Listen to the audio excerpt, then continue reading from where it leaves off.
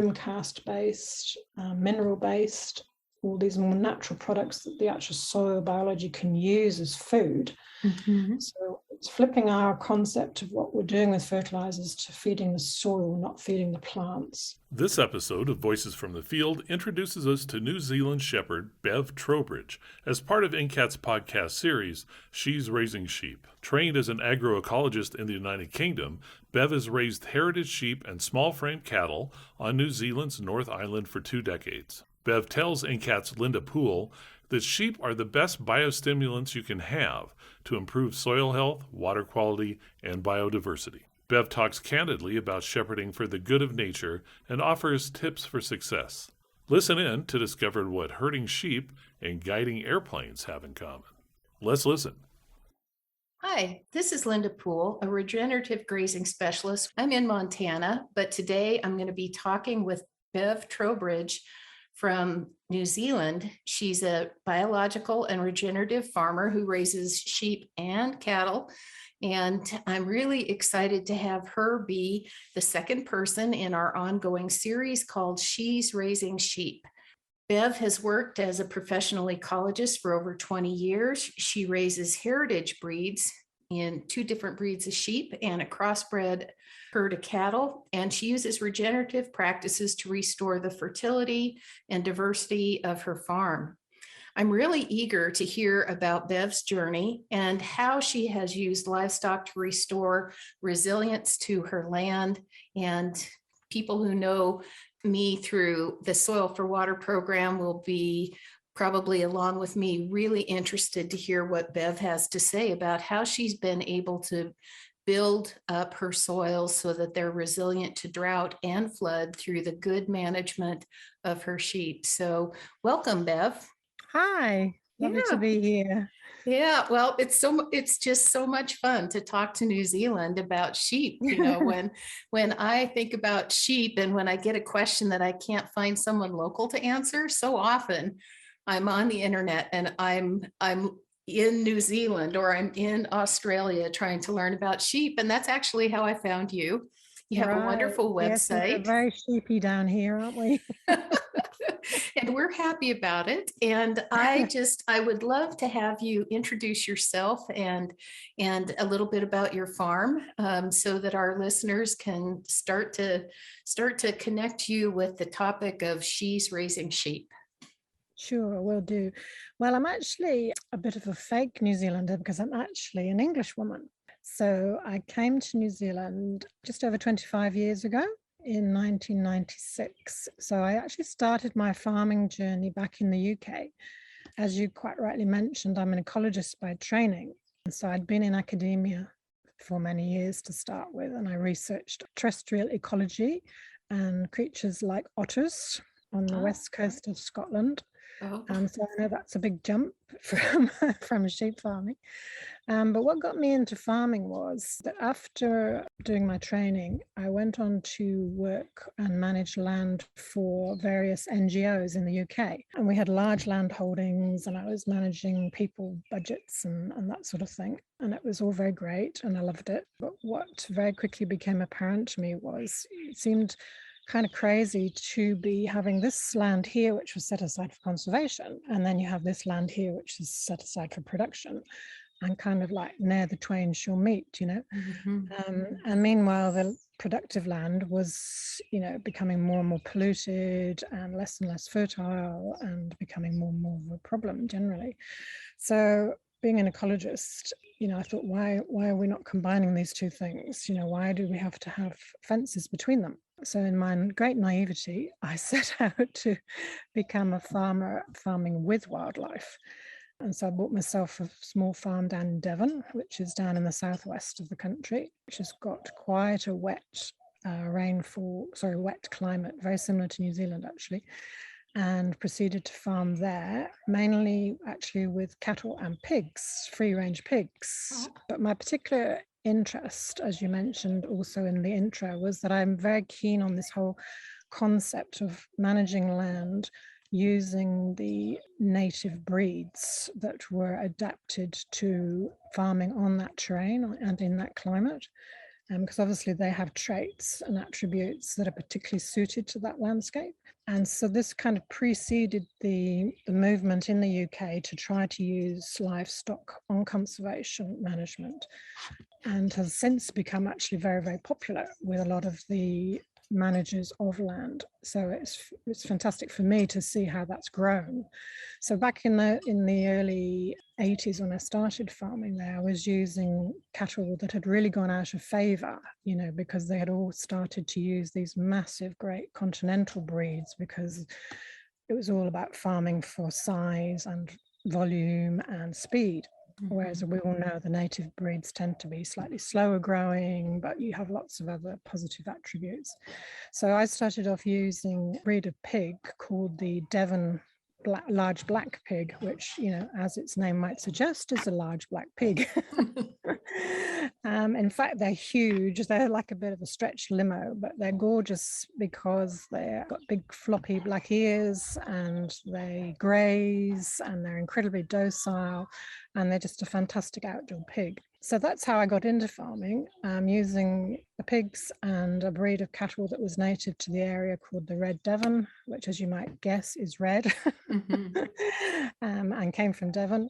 And again, very well adapted to the climate there and the soils, and fantastic beef. So that was my introduction to farming. But in the UK, it's very difficult to purchase a farm of any decent size unless you are part of the landed gentry and get it handed down to you, So I had always got my eye on New Zealand as somewhere where I could come and buy a decent piece of land. And I had been over here several times to suss things out. And so with my meager savings, I made the jump in the late 90s, and came to New Zealand and bought a much larger farm where I could, do a lot more of what I wanted to do. And that was actually when I started to breed sheep. So that was rather a long preamble into how I got into sheep. Well, I think that it's an excellent lead in, though, because of your background as an ecologist and the idea of using whatever class of animal is most appropriate to the land that you're trying to take care of and to bring back. And it's fascinating that you went from pigs and cattle, and now it's cattle and sheep. And so that makes me wonder, Bev, about a holistic goal for your ranch or your property. What is it that is motivating to you and that you're really trying to accomplish with the sheep and the management of the property that you have? That's a very good question, because that is exactly what the main issue in New Zealand. The climate here is very high rainfall, and the land is quite unstable and very steep. And so, and our soils are quite often made up of heavy clays. So you can imagine with that combination of landscape features that heavy animals on the ground is going to cause a bit of a problem. And that's exactly one of the main issues in New Zealand, is that erosion and soil sedimentation in our rivers and in our estuaries is a massive land use issue. We've lost, as a country, we've had one of the largest losses of our native forests of any country in the world, because it's all happened so quickly and in the relatively recent past. And then that immediate conversion to farming very heavy stock in terms of cattle has been, really quite a major impact on the landscape. And so when I came here and started farming, it was one of the things that was very obvious to me right from the beginning was, how are we going to solve some of these issues of soil erosion? Because obviously it's not a sustainable farming practice if we're actually eroding away the very essence of what farming is all about, never mind all the issues of climate change and, biodiversity. So, it was obvious, although New Zealand is regarded actually as a sheep farming country, it's actually been reversed in the last 20 or so years. New Zealand has been going out of sheep farming. They've been less profitable because of the whole decline of wool as a commodity. And many farms have been converted to dairy because of the increase in global milk prices and so on. And New Zealand is regarded as one of the, global leaders in dairy. So we've seen this massive conversion of really very unsuitable land to dairy farming and increased watering of those sort of dry rangelands, very much like what I'm looking at in the photograph behind you. You know, they've brought in these massive circular irrigators to water those sort of drier rangelands. I'm thinking now down in the South Island mainly, but there has been a massive conversion to dairy, and that again, you know, on top of what I was already talking about, has really started to cause significant pollution problems in all our rivers and wetlands. So, you know, adding all those things together, it was very important to me to try to demonstrate that you could farm very successfully using sheep, which have much less impact on the land, can be equally as profitable, and also farm, you know, with biodiversity in mind as well. So the farm that I bought had actually been very, very badly pugged. I don't know if you use that term in America, do you? We do. Yeah. You do. Especially Yeah, in the East where there's enough water to do it. right. Yeah, well, you walk on any farm in New Zealand and you're just about to break your ankles because, you know, you've got this sort of wet season, dry season effect happening in many, many places rather than a more temperate climate. And so you lurch from walking through sloppy porridge and then it suddenly becomes concrete, you know, because you get this very quick shift in the water retention capacity of the soil. And so you tend to go into these farms and you start breaking your ankles because it's so pugged. Wow. And that was what my farm was like when I bought it. Not only was it really badly pugged, but when you tried to push a penetrometer into it, you couldn't really even get the tip into the soil. And then when you did manage to dig a hole, there was about 1 centimeter or 2 at the most of topsoil. So, you know, it was really quite badly degraded. So I had to really set about regenerating it from quite a low base, which was, you know, the challenge that I was up for. And obviously, the worse it is, the better you can show the results. You can only go up from here. Yeah, exactly. Well, I don't know. Having seen some other farms, you can actually get worse. You can, but can you tell us how you made it better? What are the steps that you took? And, you know, part of that is going to be, you've mentioned that the sheep are well adapted and you're smaller frame cattle too, but we're talking mostly about sheep. So, you know, how did you decide what sheep really work for you? And what are the steps along the way to rebuilding your soil when you're using sheep?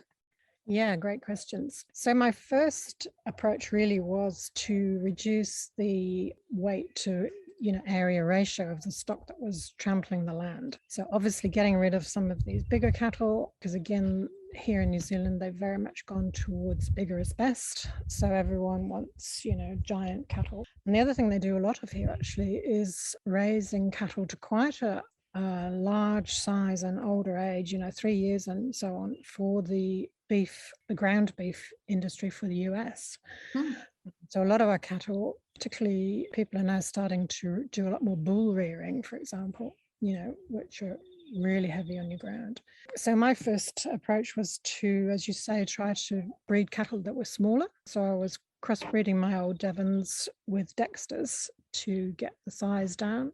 And then on the sheeps and switch much more to a higher ratio of sheep to cattle, so that I had a lot more sheep in my stocking rates than my cattle. And with the sheep, I was looking for an animal that could cope really with this very challenging climate that we have here in New Zealand. It's really not, I'm talking about now northern New Zealand, because when people think of New Zealand, they tend to think mostly of the South Island, which has got much more of a temperate climate. You know, you have very obvious seasonal changes through winter, spring, summer and autumn. Whereas up here in the north of the North Island, we are much more subtropical.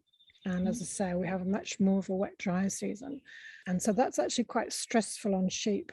It's actually got to think of the fact that we're trying to rear sheep in what is actually a subtropical rainforest. Yeah. It's just that the trees have all been cut down. And so that climate of hot, wet, humid is inimical to sheep health because they come from dry, cold and hot countries. They can just cope much better with dry than they can with wet. Humidity, they really don't get on with very well at all. So it does mean that, we've got a lot more challenges with sheep health, and also making it harder for yourself by trying to farm organically. So you're not got all those extra tools in the toolkit where you can just bring out the this and the that medicine to treat things. So I was looking for a really hardy breed, and I mentioned earlier the wool issue. The fact that shearing in New Zealand, again, we're very much thought of as a wool country, but unfortunately in the last 10 or 15 years, prices for wool have fallen through the floor, and you can't now even get the value of the wool that pays for the shearer to come and shear them. So wool is now actually a cost on the farmer, and that doesn't even take into account all the other costs of management of wool sheep, which is high in terms of having to do all the dagging and the dipping and the clipping and the fly strike and all those other things. So I was looking for an animal that didn't have all those costs in terms of shepherding. So the obvious choice for me, having come from the UK, was the Wiltshire. And it just happens that my surname is the county town of Wiltshire, but that's just total coincidence. But it does mean probably that some of my ancestors were farming them back along, several hundred years ago. We call that coevolution. That's right. Yeah. Sort of converging pathways, but yes. It is quite fascinating how one's drawn to these things. Yeah, so tell us about Wiltshire sheep. So yes, now you have Wiltshire horn sheep? Really, there's not much choice in terms of hair sheep in New Zealand. It's either the Wiltshire or the Dorper. And I don't know if you have the Dorper in America, do you? We do, more than we have Wiltshire. So these Wiltshire are what we call here hair sheep. I don't know what you call. Yeah. Well, where I come from, we just call them shedding sheep, but hair sheep is what they also would call them in New Zealand. Yep.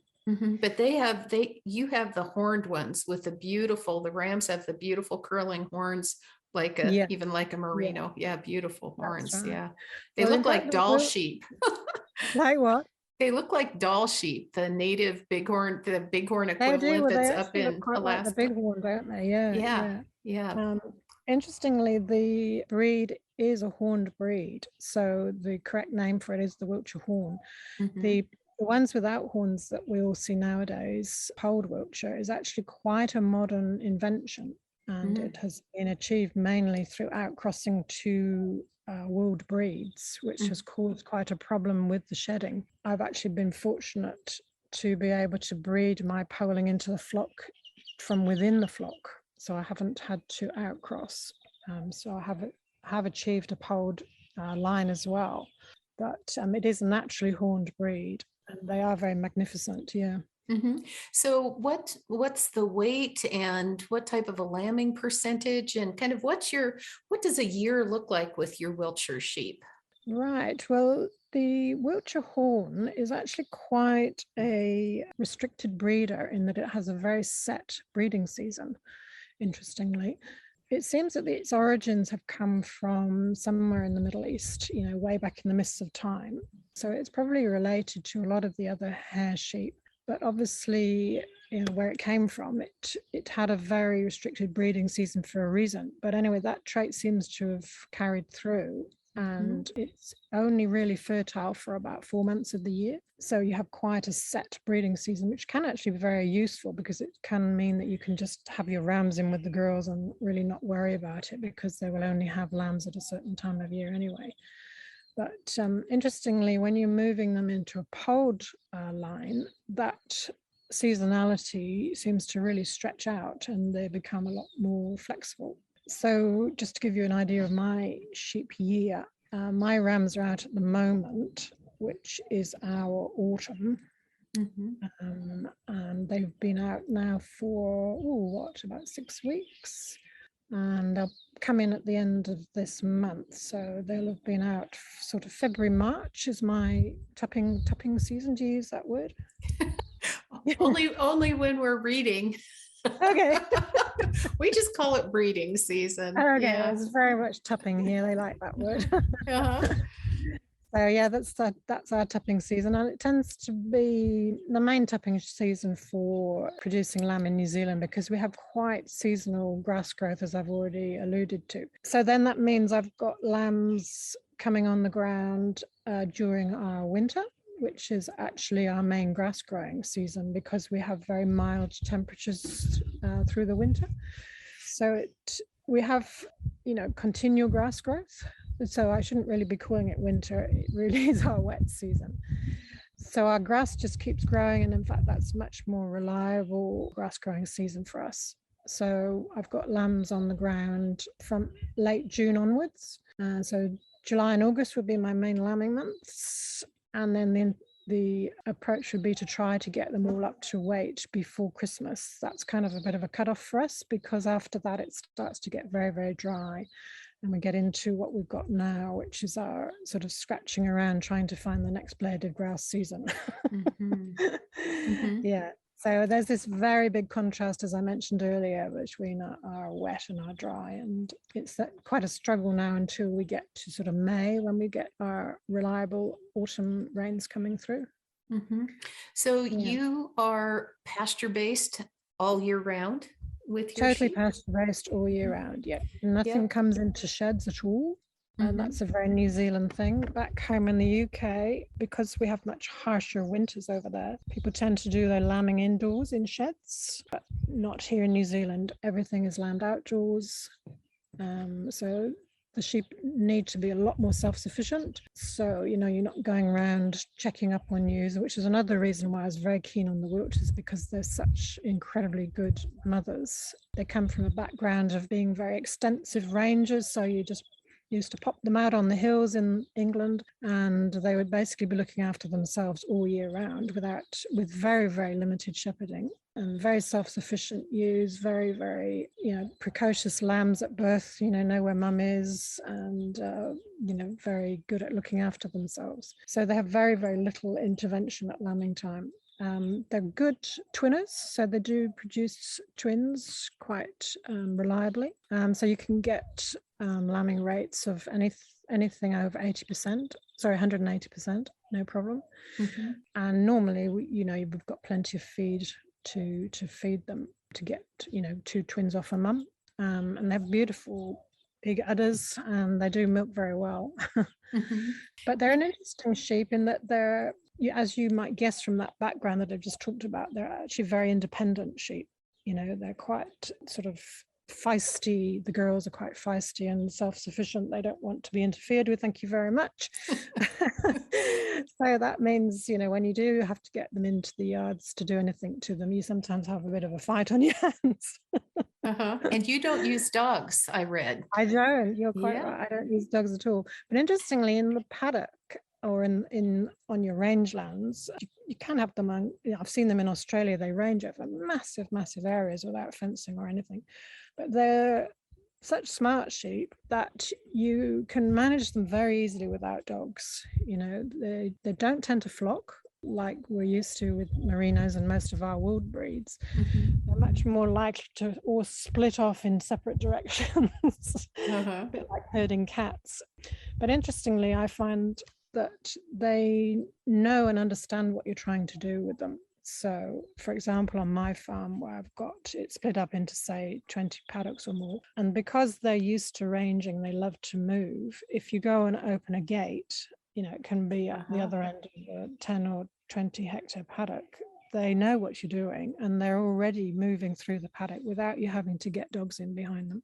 And I also find, and people tend to laugh when I say this, I actually use hand signals. Oh, really? Tell us more about that. Yeah, they're actually watching me a lot as well. And I use hand signals all the time to direct them to where I want them to go. And they respond, extremely well to that. My mum always laughs.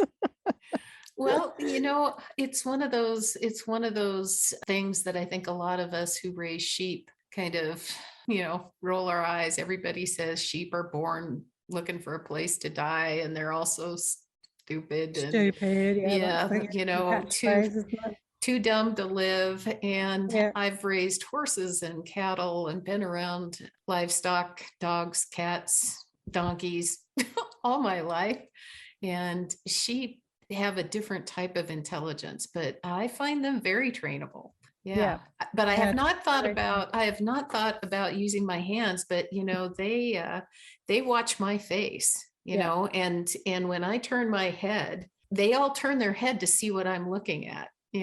So I bet now I'm going to have to go out and see if I can point and get them to go. Yeah, I've learned something from you today, Bev. I'm going to see if I can point.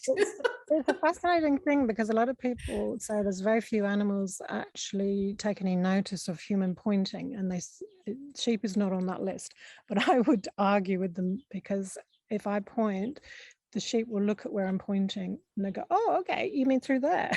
Yeah, well, they do it with my face, Yeah, so I'm gonna give it a try. Using your arms as direction indicators, like you would, you see the guys at the airports bringing the planes in, right?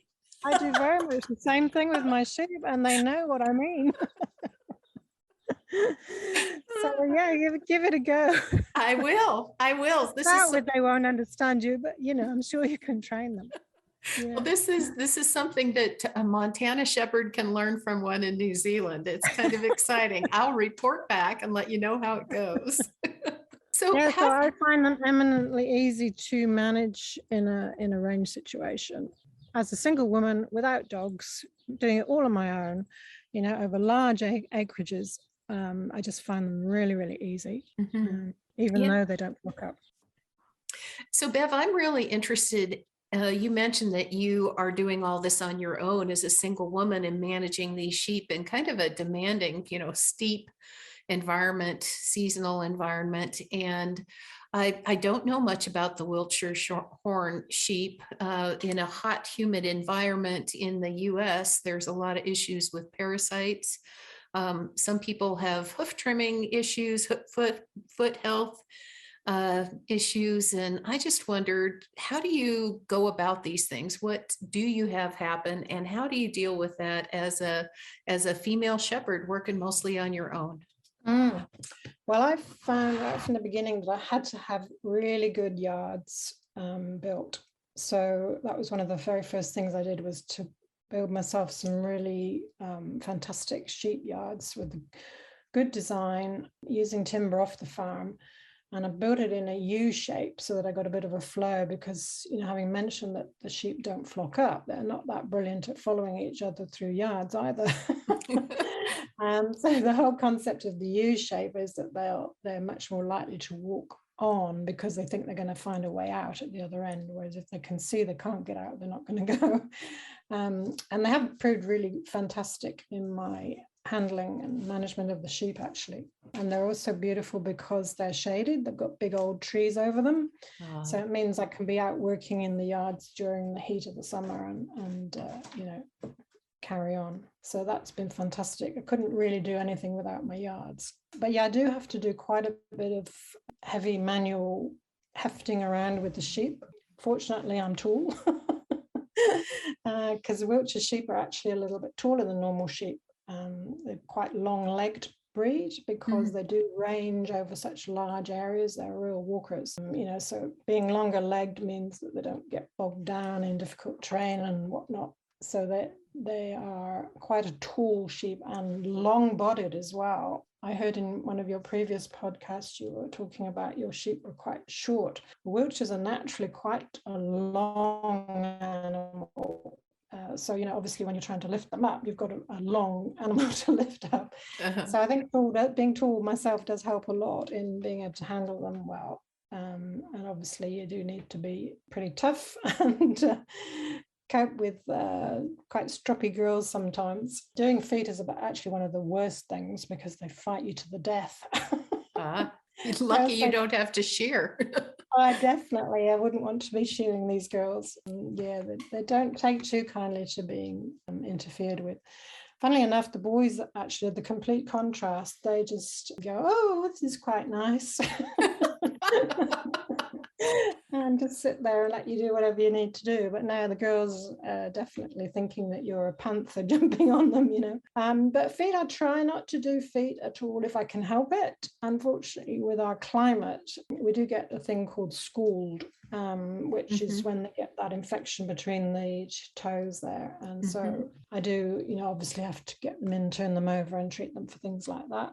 Apart from that, they're pretty disease-free. I mean, obviously, rearing them under an organic regime means that I've been putting a lot of effort into getting the soil right, as we were talking about earlier, growing topsoil and re-mineralizing the soil so that they're getting most of their health benefits through the soil, which means that we're getting all those fabulous mycorrhizal fungi connections coming back through the roots of the plants so that the mycorrhizal filaments are stretching through the soil and picking up the minerals from really, really deep down, which is again what helps your soil and your grass manage through these really, really dry times, because it's able to get down there and get a lot more of the moisture from really deep in the soil. So the real key to it, I think, is improving the mineralization of your soil so that you're not having to,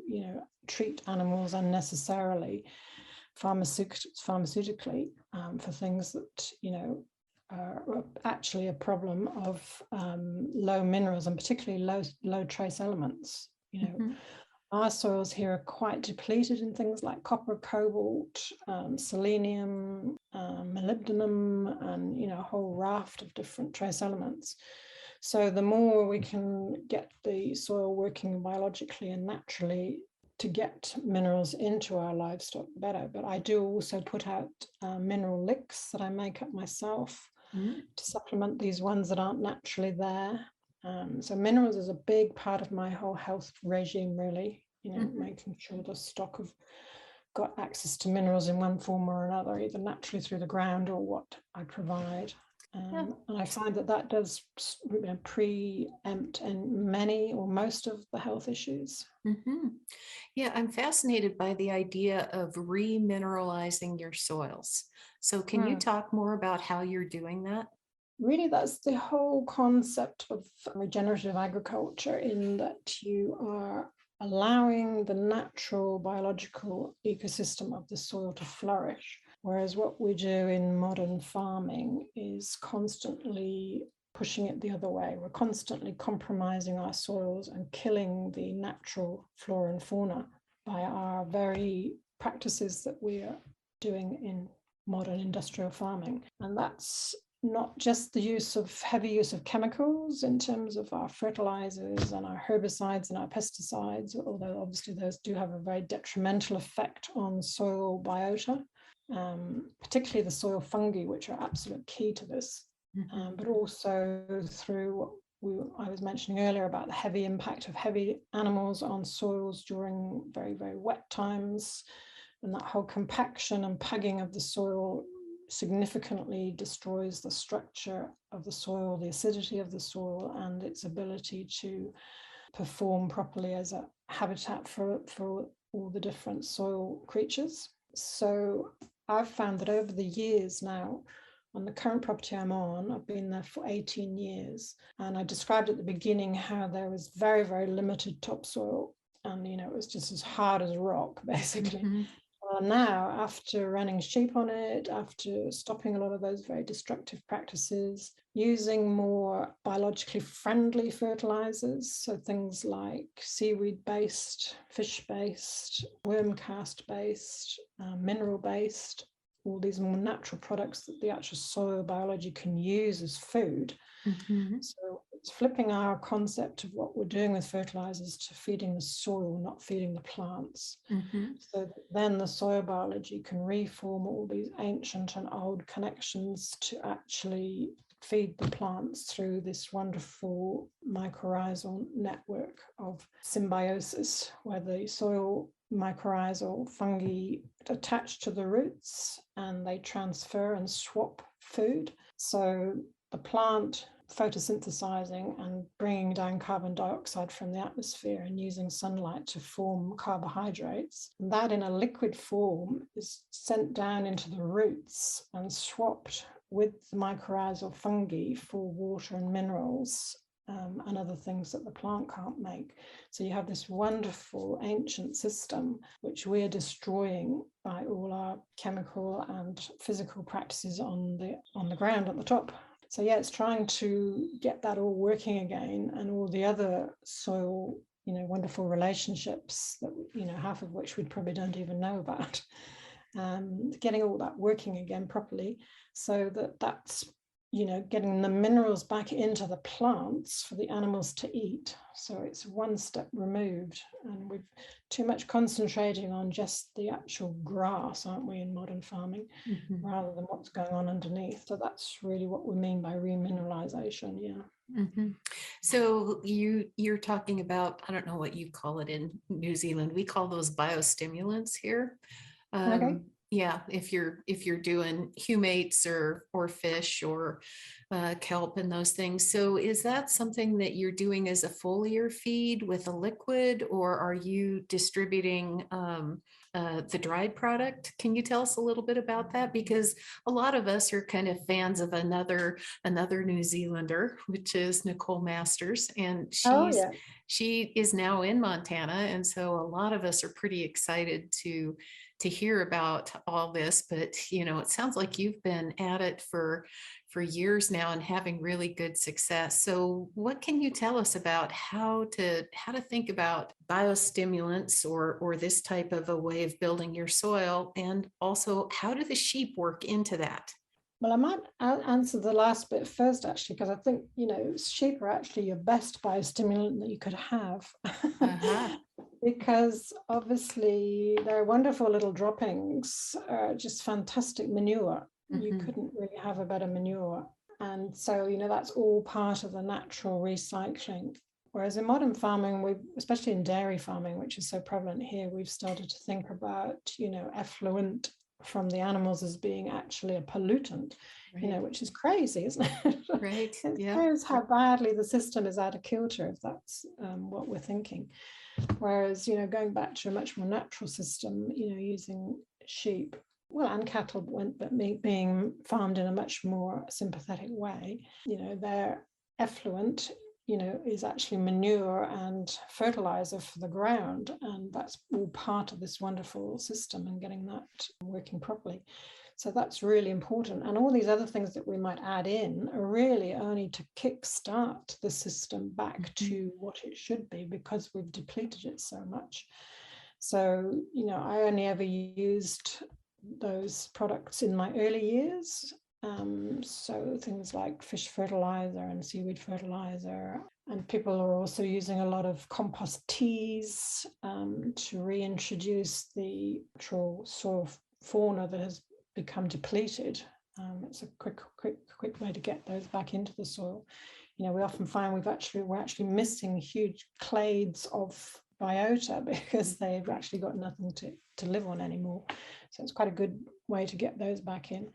And all the old systems used to use manure. Like I can remember back in the UK when we were farming in Devon, because we had these sheds where the animals were housed in the winter, you'd be layering straw on top of manure, and then come the spring, you would dig all that out and put it back on the ground. And that was all you needed to use. You didn't need to use anything else. So it was just fantastic manure. They're all composting away in the cowshed. So compost is really one of the best things you can possibly use. Yeah, and as I say, I haven't really used anything for several years now, and I find that year on year the productivity just keeps on building on its own now. You don't really need to keep putting stuff on. Systems are working, it's all getting in as much as it needs from the atmosphere and from the livestock, and you don't really need to keep on adding external inputs, which is one of the other big sells for this type of farming, isn't it? Because the cost of your inputs just goes through the floor. Right. In many ways. Yeah, it's just getting it all working. So one of the things that I always wonder about, I sometimes wish I could turn back the clock for when I was just getting started. I would love to avoid some of the mistakes I made when I was getting started. I'm sure that my sheep would have appreciated it too. What's your advice, Bev, for people who are getting started in sheep, especially if they are people like you who have a real, I think of it as being loyal to the soil, that comes first for you.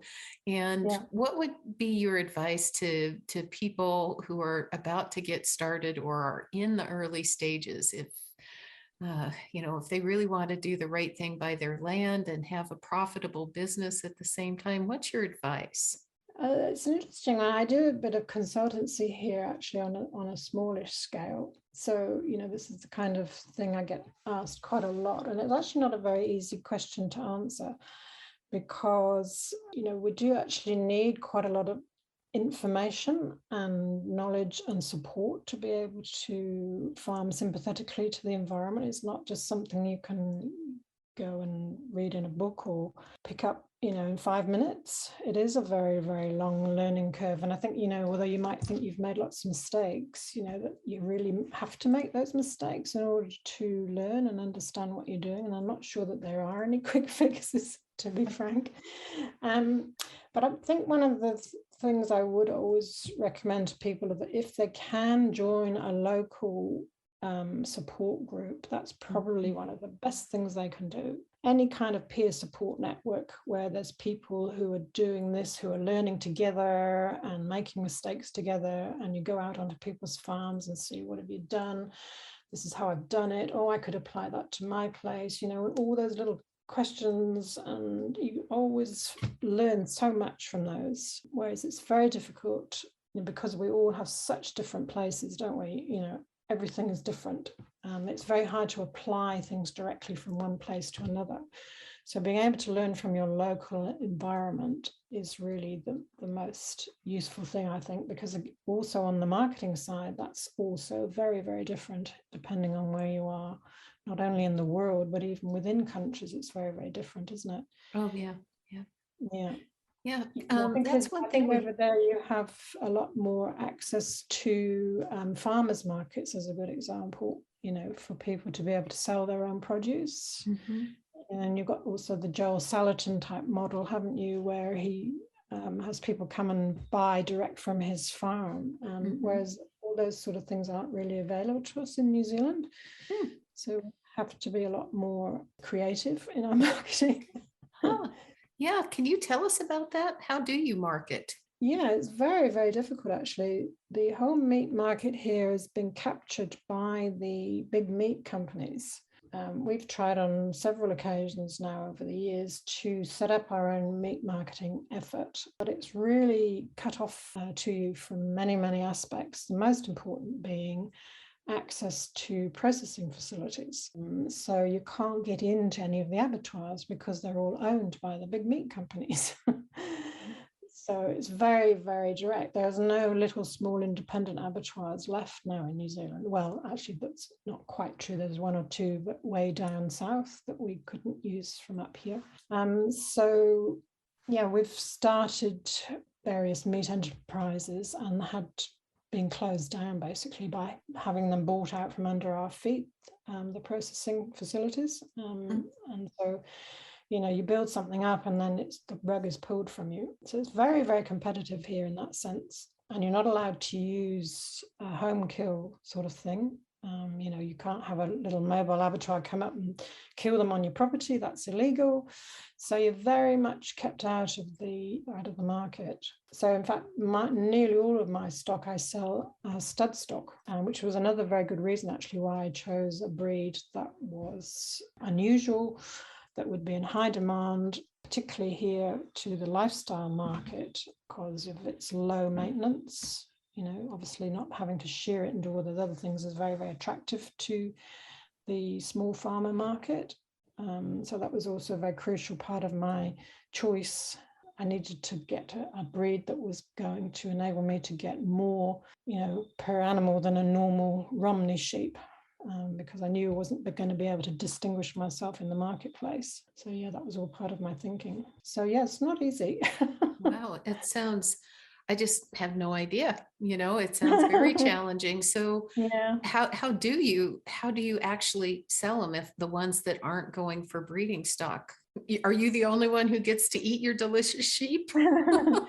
Unfortunately, these days I am, yes. Although you are allowed to feed friends and family, but in terms of eating it, yeah, unfortunately, I haven't been able. That's probably the one thing I feel that I failed at, really, to be honest, is I haven't been able to get my gorgeous meat out there into the marketplace, despite numerous tries, because of all the problems that I've just outlined. So at the moment, I'm just a stud breeder, and that's going to be a problem that someone else is going to have to crack down the track, Uh-huh.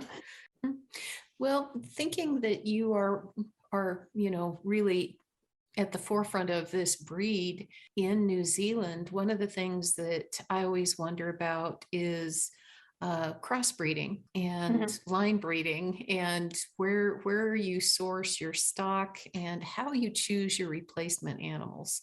What parameters do you put around how you choose the stock that you breed versus the ones that go on?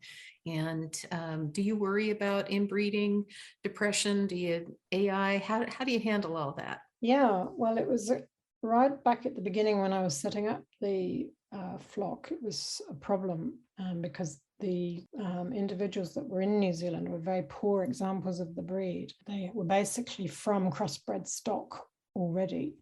So I went and had a look at it in Australia and had a look around a lot of their different studs, and saw that they hadn't been doing that. They had kept them pure. So I, in fact, went to all the expense of importing some foundation animals, back along 20 something odd years ago, obviously at quite considerable expense, but I knew that I was going to be able to get that money back in terms of being one of the premium stud breeders in New Zealand. And I didn't want to spend the next 30 or 40 years trying to breed the wool off of Wiltshires, which I'd seen lots of other sheep farmers in New Zealand trying to do.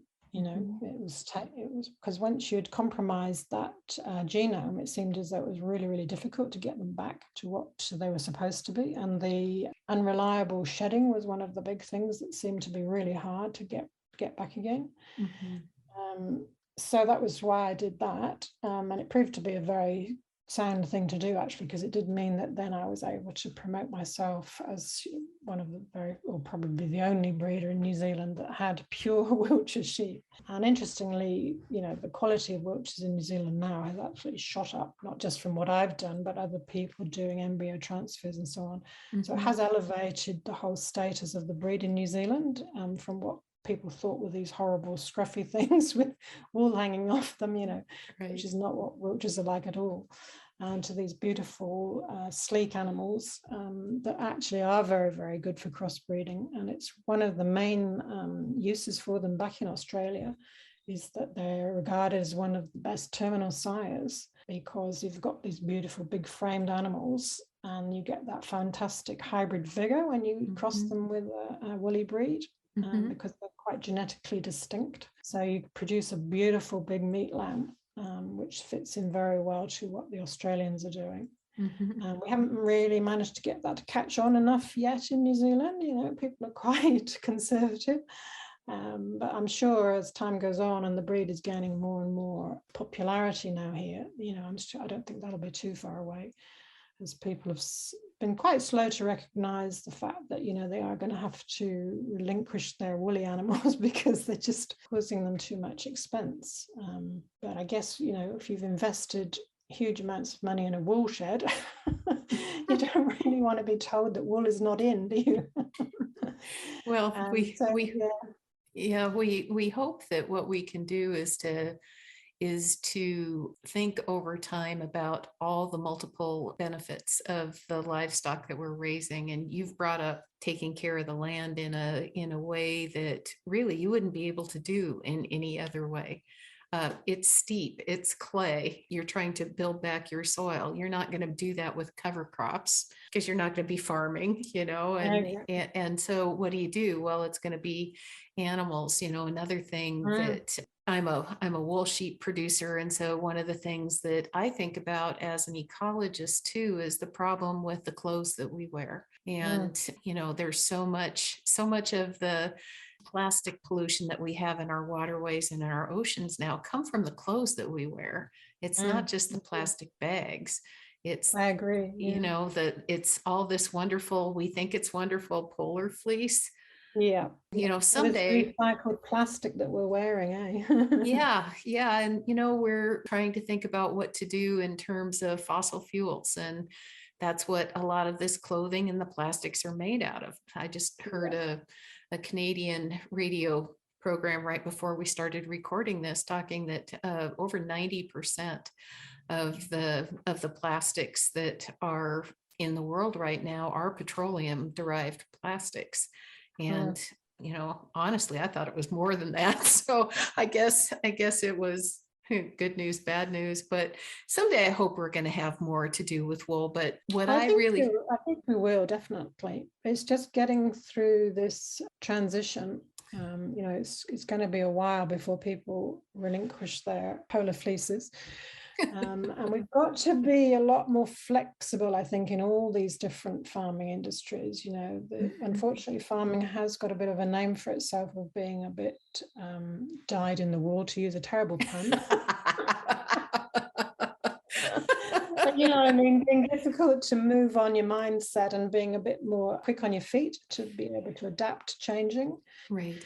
And I think the wool industry has been a very, very obvious case in point in New Zealand, where people have not, and I think they haven't been very well served at all by the wool board here, which has not gone and sought different markets.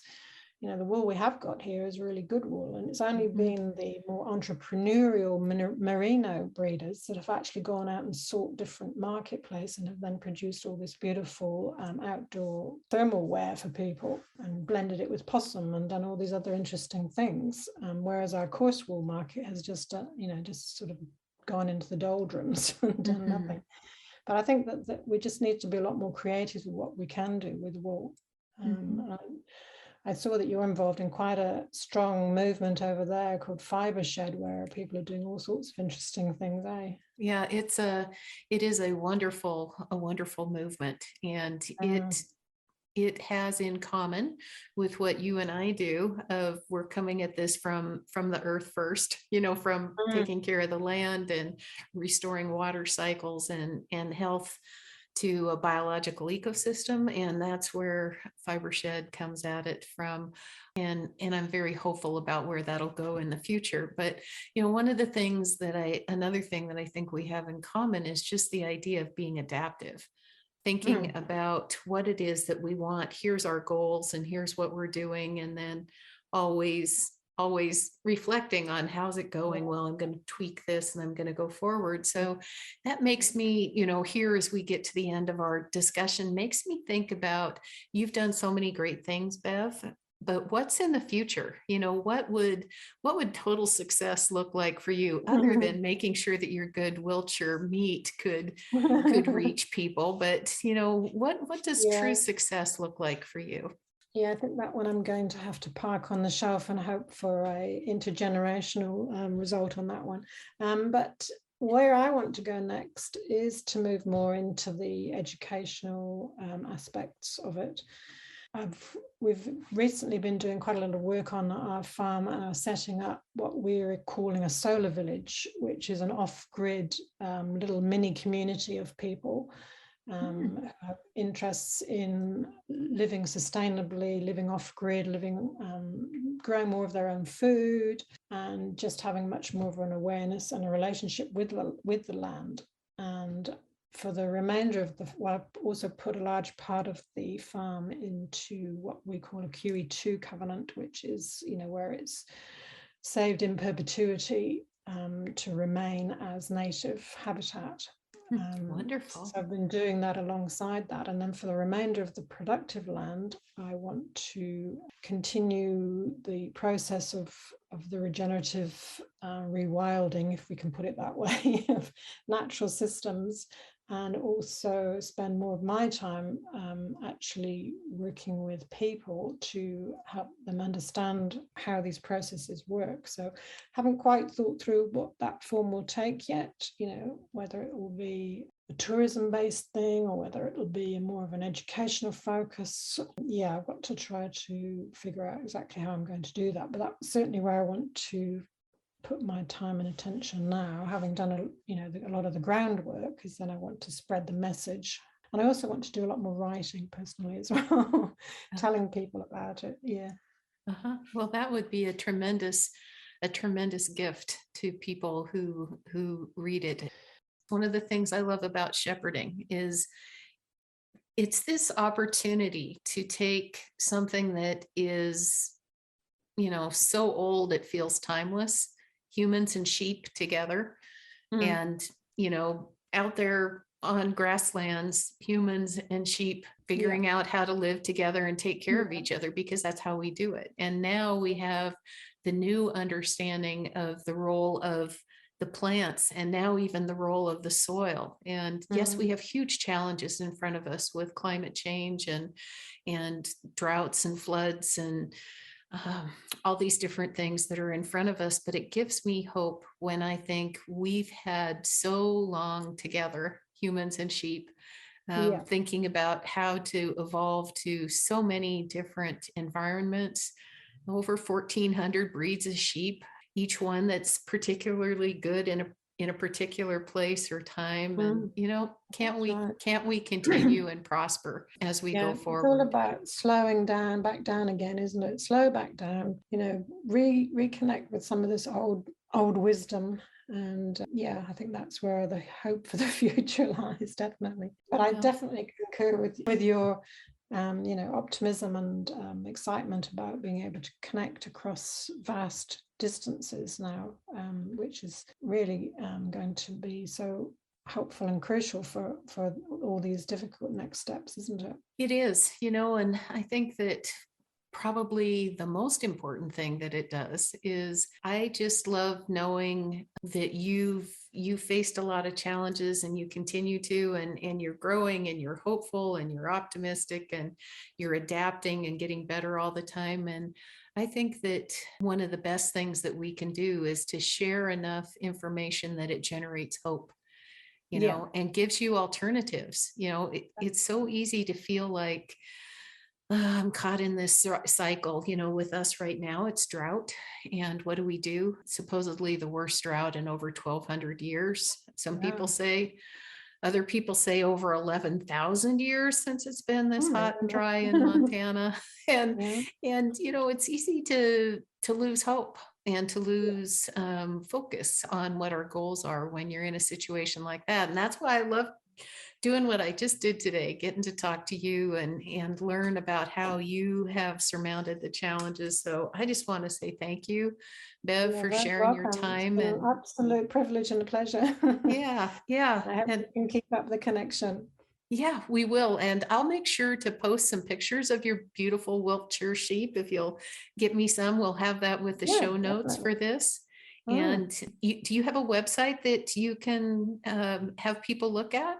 I do. It's called www.muirwayvalleyfarm.co.nz. Okay, well, we'll make sure to get that in the show notes so that people can go and have a look at your website like I did and get all excited about sheep in New Zealand.